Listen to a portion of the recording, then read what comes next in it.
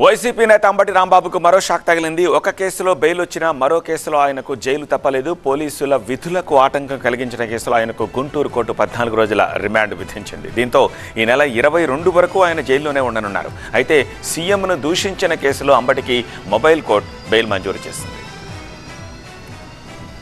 ముఖ్యమంత్రి చంద్రబాబుపై చేసిన వ్యాఖ్యల కేసులో అరెస్ట్ అయిన వైసీపీ నేత అంబటి రాంబాబుకు ఇంకో షాక్ తగిలింది. కేసులో రాజమండ్రి జైల్లో రిమాండ్ ఖైదీగా ఉన్న ఆయన్ను పోలీసుల విధులకు ఆటంకం కలిగించిన కేసు కోసం రాజమండ్రి నుంచి పీటీ వారెంట్ పై గుంటూరు తీసుకొచ్చిన పోలీసులు కోర్టులో హాజరుపరిచారు. విచారణ చేపట్టిన న్యాయమూర్తి అంబటి రాంబాబుకు 14 రోజుల రిమాండ్ విధించారు. సీఎం చంద్రబాబును దూషించిన కేసులో అంబటికి మొబైల్ కోర్టు బెయిల్ మంజూరు చేసింది.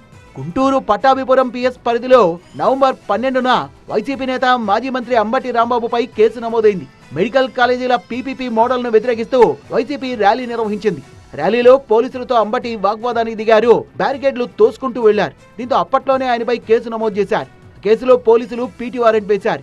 క్రమంలో రాజమండ్రి జైలు నుంచి అంబటిని గుంటూరు తీసుకొచ్చిన పోలీసులు కోర్టులో హాజరుపరచగా కోర్టు ఈ నెల 22 వరకు ఆయనకు రిమాండ్ విధించింది.